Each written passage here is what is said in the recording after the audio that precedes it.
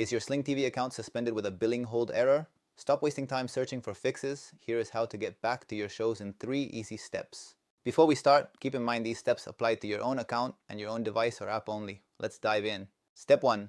Do not use the TV app. Grab a computer or phone and log in to sling.com/my-account. Most billing errors cannot be resolved through streaming sticks. Step 2. Look for the red notification banner. Click Update Payment to re-verify your card details. Even if your card isn't expired, re-entering the CVV often clears a system glitch. Step 3. If you pay through Amazon, Roku, or Apple, you must update your payment method through their specific platforms, not the Sling website.